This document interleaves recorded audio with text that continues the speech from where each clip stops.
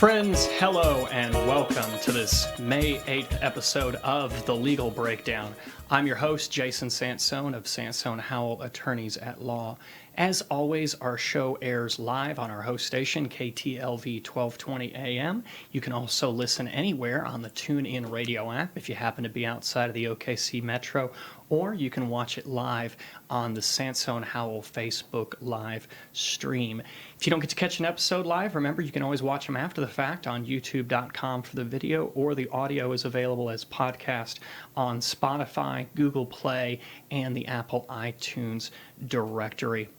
Friends, I am extremely excited. We've got two guests here today, close friends of my wife, Amanda, and I's, another wonderful young and entrepreneurial couple, the Jacksons. We've got Shane and Erika, and they are here, friends, to talk to us today about being realtors and sort of more specifically, real estate law in the state of Oklahoma. Erika has been a realtor now for over 6 years, and they are right here local. They live in the Plaza District in a home that is actually over 100 years old. They bought and remodeled it themselves, so this isn't just something that, they talk to clients about. They've done it. They've walked the walk, in addition to talk the talk. Throughout all of today's broadcast, remember, if you've got questions for me, if you've got questions for the Jacksons, you can call in live at 405-347-7238. And for those people that are watching on Facebook, that number is going to scroll across the bottom of your screen as part of our news ticker feed, just in case you forget it. Or feel free to post your questions on social media. We have the ability to see those live and answer your questions on social media commentary. If you've got questions after today and you want to get a hold of Shane or Erika and talk to them about any of these topics, or maybe you need an excellent realtor, please feel free to reach out to them. Their number is 405-642-7062. Once again, that's 642-7062. But so, friends, we want to jump right in. Thank you so much for coming on the show. Thank you for having us. We appreciate it, Jason. We're excited. So, in addition to a little bit I mentioned before we sort of get into some of the questions that we've talked about and we're talking about before the program, is there anything that you just want to throw out there, anything that, you think it's very important for people who are looking at buying a house, buying property in Oklahoma? What do they need to know? Absolutely. So I think just starting out with the definition of a realtor, I think that it is a sum of items all wrapped into one. I think that we carry many hats, a lot of roles wrapped up in one. I think counselor would be number one. Mm-hmm. I think that includes marriage counselor, kids counselor. Shane is an excellent babysitter. He babysits all the kids, so that way I can talk business, talk shop with the clients. But I think at the end of the day, we honestly love our clients. I think if I took a poll of how many people we spend time with, people that are in our home, people that we do fun things like this with, they've been first clients and now they're friends. And so we just really want to be friendly and be that lifelong role in their life, whatever capacity that is, even if they don't use us as a realtor now, but in the future. So if you have real estate questions, call us. Our time is for you. And so we would love to take you for coffee in any capacity. Shane, anything you want to add? Yeah, absolutely. My background is pastoral ministry, so I love the counseling side of it. I love working with families. I love helping them walk through the stress, the trials, and the tribulations of buying a home or selling a home.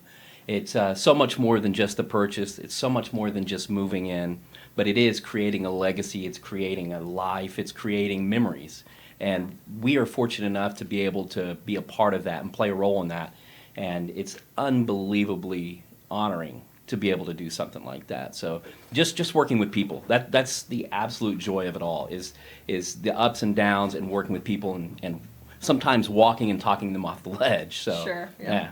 Well, that's great. Especially, we mentioned a little bit, but didn't get to go into in full depth that KTLV, that's the core of their audience and market, and that it's not official, the way FCC call numbers work, but KTLV has been said, stands for Key to Living Victoriously. And so that's a lot of what That's awesome. our listeners especially are interested in and are going to be focused on. So tell us, what is the process for someone to become a realtor? It's obviously a restricted profession. You can't just go out and say, I'm a realtor, unless you're licensed. Right. And so what's that process? What do you have to do? Absolutely. So it's a little bit of a strenuous process. There isn't a degree, but there's a lot of schooling. And so what you're going to do is you're going to go and sit in a class for X amount of hours, and then you're going to take a pretty intense 2 to 3 hour test.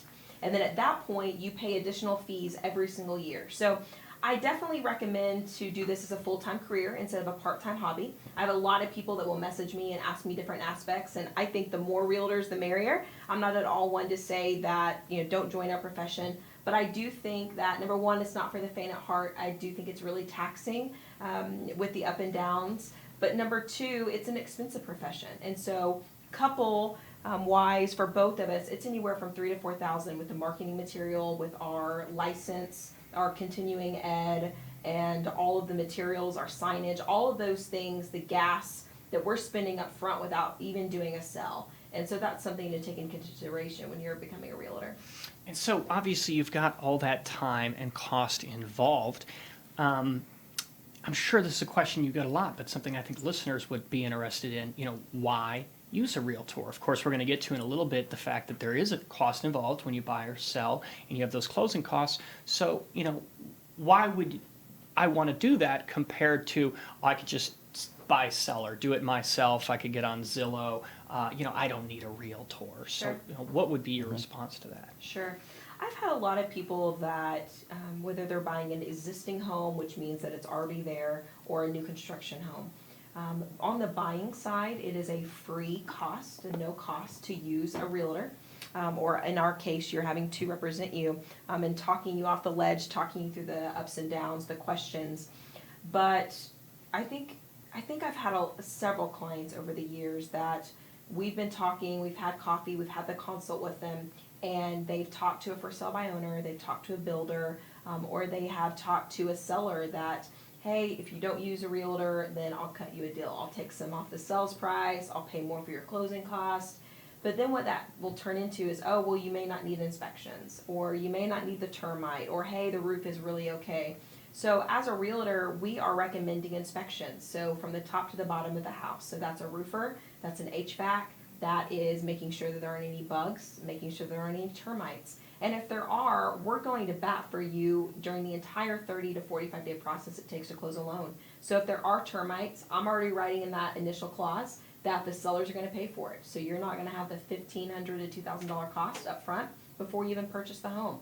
I'm writing in there that if the house has a roof issue, that we're going to ask for that roof right around the corner here, 3 blocks away. We're closing in 2 weeks on a house that had a roof issue. We went back and forth and negotiated, and they're getting a brand new roof that the seller is paying, and the buyer is not going to have to pay an additional dime. So it's things like that that really make a difference. I've had clients call me, unfortunately, after they've closed or in the process and say, hey, I know that I kind of let you go, but can you step back in? We're having this issue, and they're not willing to fix anything. So really, we're in your corner. We're your coach. We're telling you, put the gloves on. This is the left hook. This is the right hook, kind of thing, and making sure that you are protected. We're not your attorney, so anything contractually, we can not tell you, this is what's going to be held up in the court of law. But we do use an Oklahoma real estate contract. That's part of us being licensed realtors in the state of Oklahoma. And so that contract is written for a buyer and for a seller to be protected. So we know the clauses, we know exactly, we have them memorized, exactly where those things are in the contract for you to be protected. So you need us. Shane? Yeah, absolutely. I think along the same lines and the same idea is just because I have a wrench doesn't mean I should work on my own car. And sometimes we have that idea that, it's all it is just selling a home, just putting a for sale sign and letting it go. And there's so much more that goes into it. People have a misconception of what realtors do, that we're 8 to 4 and we take 2-hour lunches and, go on vacations and trips. And what you don't see is the getting up at 6 o'clock in the morning, staying on the phone until 10 p.m. and, working that deal, working in your favor. And so sometimes when you do choose to sell your own home, you kind of realize that quickly, and you realize, wait, this may be a little much. Plus, when you use a realtor, statistics show you get more for your house when you do sell it. And so in the end, it's very beneficial. You don't have to go through the stress. You don't have to go through the struggle, and you're safe in that. So it's insurance. It really is. So let's talk about the timeline. A lot of times on the show, I love to walk clients through a whole process, sort of a start to finish of something legal. So if we're talking about bankruptcy, from the time you think you might need counsel to the time we're successful. Let's do that for your profession. So from the minute they pick up the phone and call you, what comes next? Where do we go from there? Sure, absolutely. So what we really strive in is educating our clients. So if we had a motto or a theme of our company, that would be it. It would be education. And so our first step is always to do a buyer's consult over coffee. And so we like to have the couple or the family come. We buy you your favorite cup of coffee, and we're going over that process in about an hour's time. So that's the first step. And the second step is always to speak to a lender unless you're doing cash. So the majority of our clients, about 90%, are going to be non-investor clients. They're going to be buying something that's more residential, so they're going to be using a loan. So what we're doing is giving you very basic facts on the different type of loan types. We're talking to you very specifically about your financial situation, so that way we can set up you with a lender that is going to fit your needs. So if you need some credit repair, you're going to go with this person. If you need somebody that deals more with VA loans, you're going to go with this person. Or if you need down payment assistance, there's so many programs available right now. So that's what we're getting. We're getting all of those informational questions answered at the get-go, so that way we know how to navigate you. So that would probably be the first step. Then the second step would be the lender. And then once we're good with the lender and we have a time frame of when you want to be in the home, then we're going to start looking the house. Typically, we show people houses 2 or 3 different times. I show them 4 or 5 houses each time, because otherwise it's going to be really overwhelming. We have a saying that options are overwhelming. So what we do is we look through the homes. We really talk through what you're really desiring. You're wanting the 3-bedroom, the big garage. We're looking through those, sending them those. And then we're going to look at houses. That's the fun part. And so that would be step 3, is going to look at the homes that fit your criteria. If you only want a $100,000 house, we're not the realtors that are going to show you 130 or 150. That's outside of the comfortable range, and we're not going to push you. Our goal and our desire, forefront, is in a year we're going to call you and make sure you're not house poor, that you can go on the vacations, that you can, spend the money on the new dog, all those fun things. So that would be step 3. And then step 4, we're going to write a contract. So that is why you're hiring us, is that we have been trained in how to write a contract. I study negotiation skills very frequently to make sure that I am doing the things that's going to get you the best price. I'm going to ask for your closing costs to be paid. I have a very high percentage of my clients that bring very little to the closing table. They'll bring their down payment, and then I have some that do down payment assistance programs. I get all of their closing costs paid by the seller, and they're only having to bring $500 for earnest money. So there are so many things available, and here's the deal. Rent is only going up. In Edmond, I was searching yesterday for a client, and there was one house out of 35 houses under $1,000.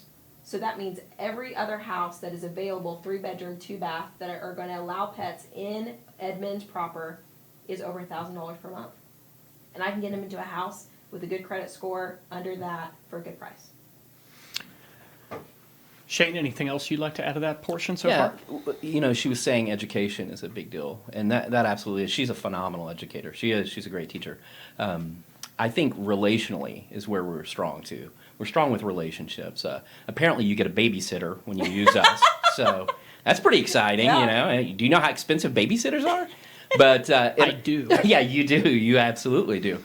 But, when we work for a client, we not only work for them, we work for their future, we work for their friends, we work for their family, we work for the referral. Now, in addition to babysitting, because as you know, Amanda is set to deliver sometime Absolutely. in the next We're 10 excited. days. We're excited. So have you thought about daycare? Because I'm desperately in need of free daycare. Daddy daycare, that's what I'll do. Because I could shop for a house like indefinitely, and then I think that's a good plan. Absolutely. We're gonna I look can into get this. you some referrals. I can get some testimonies, and no children have died under my watch. Oh, geez. So they're all. I mean, that's a baseline at least. Absolutely. I've got to start set the somewhere. baseline, Yeah, and absolutely. then we go up from there. So That's funny. let's see. So we've got some comments on our social media. Looks like we've got some compliments, we've got some praise. Friends, we don't have any calls yet. We're about halfway through our show. It is 5:15. We're at the halfway marker. Just want to remind everyone that in addition to those social media commentary, feel free, call in 405-347-7238. So we've walked through the process. We've made it up to the point now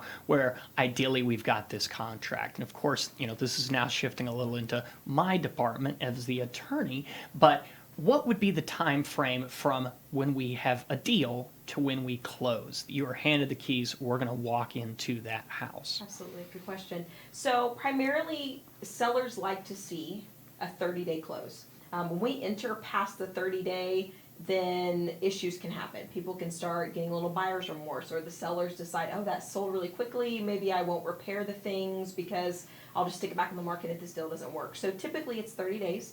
Depending on the loan type, it maybe go a little bit more.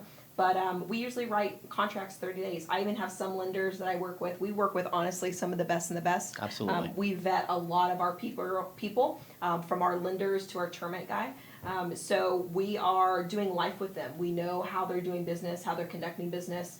At the end of the They have day, integrity. That's a absolutely. big deal, to trust people that we work with, Yes. and the people that we work with all have amazing integrity. Absolutely. So, yeah, sorry. Yeah, no, that's great. Yeah. We work with a termite company, Landon's Pest Control, and for instance, I have called him several times when I've had a single mother or I've had a seller as a widow, and we find termites, and he has given them a great deal or just waived his costs. So Yeah. we work with people that choose people over money. So let's clarify for our listeners, especially those that have never had that opportunity yet and been so blessed to buy a home, and they're listening to all of this with the intention of doing so. They're getting educated, informed. But even truth be told, it's possible to buy a house and maybe not know all these nuances or had someone that educated them as much as you two might. What are some of these specifics that were, why does it take 30 days to close? Well, if I sign the contract, why don't I just get the keys tomorrow? What's happening? What are we doing that needs to be done and takes a month, for example? Yeah. Behind the scenes is really where the magic is happening. So there's three people. There's the realtor, there's the title company, and the lender. That is really, we're that three people. We're just those three people in the contract behind the scenes that's working like mice. Team working together. That's Yeah. right. Just getting us to the table. And so the buyer and the seller, they're being notified of the big milestones of the process. So the first thing is the first 10 to 14 days, what we're going to do is we're going to get all the inspections done. And this is the time that the buyer gets to decide, A, I want the house, or no, I don't. That earnest money, that deposit amount that I told you earlier that I have clients only pay $500, depending on the house. Sometimes they have to spend $1,000 or $1,500. It's just like deposit, so you're going to get that money at the end, either back in your pocket or it's going to go towards your closing cost or your down payment, which is great. But that's that first 10 to 14 days. So if we get in there and the roof's falling down, the bugs are eating the walls, there's only 3 walls standing at the end, you get to choose then that you get to walk away, and I'm going to fight that your earnest money gets back. Every single time I've had the earnest money get back in the buyer's pocket. So you have that time frame where, yeah, you've committed, you've done a contract, you've spent the money with inspections, but I'm able to back up and get you that earnest money back. And then the rest of the time, the lender is doing their work. So working for the federal government takes time. There's tons of regulations. Like, law has changed since 2008, right? Real estate being a major one. And with this industry, that we have to make sure that people really are good. There's an underwriter, which I say is this really cranky person in a closet that doesn't want to see the light of day. And so they're going through all your paperwork with a fine-tooth comb. That's why it's really important to work with really solid lenders. Like I said, we have a few that we work with that we refer out. And they're making sure that all your paperwork is good. And then it's getting sent to the underwriter. They're stamping it. And it goes back and forth in that 30-day period. And then we get the clear to close. CTC is the best thing I've ever heard. And what that means is we are actually good to go. And then we're able to close the loan. And so I will just take for a second and pause and inject some of the legal side, I suppose, if you will. Number one, obviously, that contract there, it's going to have all those clauses like Erika was talking about for our listeners. And so that's why it's critical that you have a good realtor and you're not doing this yourself. So you know the language you need to put in there, the things you're looking for. Because if it comes back, they either have to honor the contract or we're making addendums, we're modifying that. So that's exactly what we're talking about is we say house is going to be in a certain condition and there's disclosures. Well, if you, like a lot of people, don't actually disclose everything right, and then that inspection comes back and it's problematic, oh, well, then you got a couple choices. I'm going to walk away from the deal or we're going to renegotiate the deal. Sure. And so that was exactly what happened first time that I bought a home with my wife, Amanda. Of course, it probably doesn't shock our listeners that as the attorney, we made sure that we dotted our I's, crossed our T's, and we sort of beat up the seller. But, I mean, you know, as you were mentioning, we got a brand new roof thrown in for free. We had all the closing costs paid. We had certain other repairs. The cost was lowered. So all these things because, you know, under the original disclosure, how's the roof? Fine, not so fine. And so you want to make sure that you get all that taken care of. The other thing that I want to take just a second that I think is very important, and you've seen this, a pre-qualification is not binding and it's not close to underwriting, friends. So you go online, you're looking for a mortgage, you're looking for a home loan, you put just a little bit of information in and they come back and say, good news, you qualify, take this to your realtor, sort of like car buying, and you qualify for $150,000. The problem is that information clearly is not close to all the information they're going to ultimately look at to make sure they've done their due diligence to check your risk financially for that house. So they don't know when you pre-qualify, have you had a prior bankruptcy? Under HUD rules, you cannot get a conforming loan within 2 years of a bankruptcy discharge or 3 years of a short sale or a foreclosure. So they don't know that you might not even be eligible. Or, for example, they don't know if you have liens against you and judgments, which would cause problems at closing with the underwriting from the title attorney. Those are all things. And so part of that 30-day window, like you talked about with the lenders, is going through underwriting. And it can occur, and it happens with, unfortunately, some frequency of, well, I thought all was okay, now it's not okay. My advice here might be different than yours, but just from personal experience, go through all the rigmarole up front. There's no reason you can't do more. Work with either a personal banker or one of the lenders like Erika's talking about. Don't just do the simple pre-qualification. Absolutely. You can give them more documents. You can talk to a banker. You can say, here's everything, so they know this is really the deal. So that when you've got a contract, you're closing, it's going to be more smooth sailing. They've basically done the underwriting already. They've seen your tax returns. They've seen your bank statements. They've cleared that you don't have some financial hiccups with your credit, or we've already taken care of those things before we go looking. Because the last thing you want is to have picked out the dream home, think you're going to close, maybe you've shown it to your kids, everyone's excited, and then to have that ripped away. And you won't have that happen, or at least it's much less likely to happen if we go through a little more of the process on the front end. And again, you may have different thoughts or experience on that. Comes up. Absolutely. That's why the second stop is the lender. And that lender, the 3 lenders that we primarily work with, that we do business with, that we have vetted, we have done a lot of deals with, that have some really great programs, and that have done it longer than just a couple of years. They are solid lenders. They're getting all of those documents. I'm so glad you brought that up. All the documents that you just said. They're getting the W-2s. They're getting the tax information. They are getting their credit score in line. They're doing a rapid rescore if they need to. Like if they're right on the line of that 640 that we need, and they're at 637, they're doing a rapid rescore to bump that up. We're looking at their car payments. We're checking their DTI, their debt to income ratio. Hey, do you need to pay off this? So they're doing everything. Then that lender is calling me, giving me the thumbs up, the green light, and then we're going to go that third step and look at houses. And this is why having coffee with us and sitting down early is so important. It doesn't matter where you are in the process. If you're right there ready to buy or a year in advance, we give you the education and the knowledge that you need so that you're comfortable all throughout the process and you understand that. Let's take a second. I want to explain to our listeners the difference between a conforming and a non-conforming note. So in the United States, HUD promulgates all these rules and regulations for loans that are going to conform to that. And when you follow those rules, a bank therefore then gets backing. They basically get insurance on a loan. And if you default, if you breach that, the bank's got more coverage than just having it 100% on their books.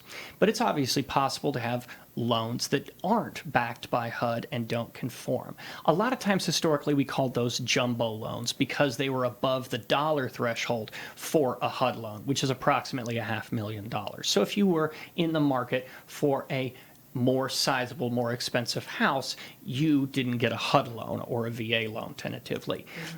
But that doesn't mean that they have to be over $500,000. That's just what the phrase came to be of jumbo loans.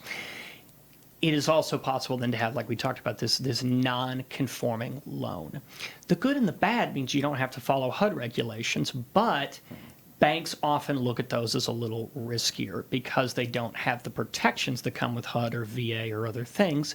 And so they're keeping it entirely on their books. They're not going to have insurance for those things. So what it means is while they have flexibility, they may want more money down. They usually want a lot greater percentage of equity to the loan value on that particular note.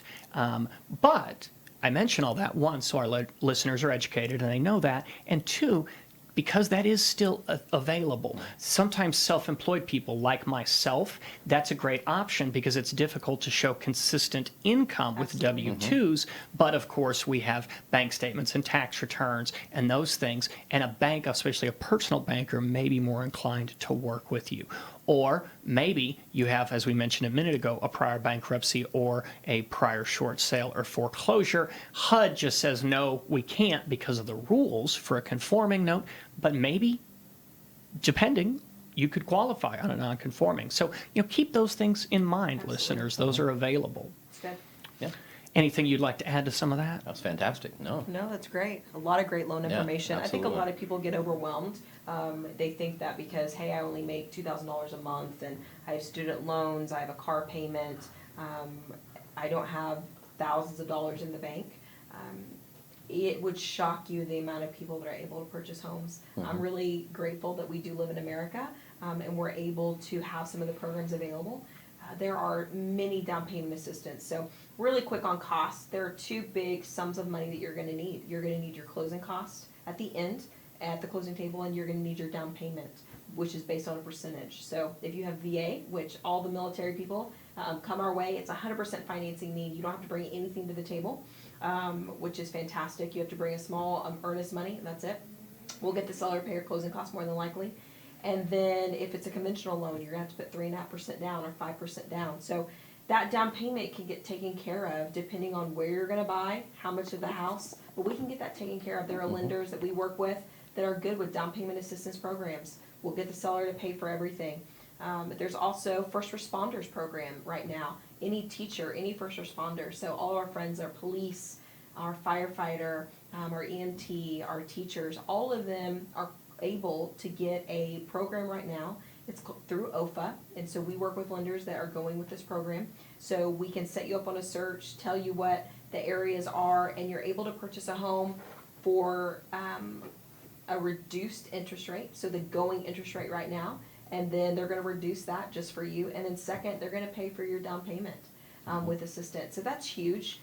We're really marketing that for our first responders. Well, ultimately the proof is in the pudding, and the reality is that if, like you talked about, you're able to afford rent, Yes. then you probably also can afford equal or better homes. $1,000 a month with, if you look at everything, with being the mortgage plus the two things usually built into escrow for your property insurance as well as the property taxes, $1,000 a month is going to get you into about a $125,000 home at a average interest rate of around 4% right now, give or take on doing some of the math, and it depends on your property taxes and the cost of that property insurance. But basically, a $125,000 home or amount financed could be yours for about for $1,000 a month compared to your renting at $1,000 a month. And I bet it's not a $125,000 home, and more importantly, you're not building equity. That it's not your asset that you're getting to keep and maintain. So we're getting down to the wire. We are right here at 5:29. We've got 1 minute left.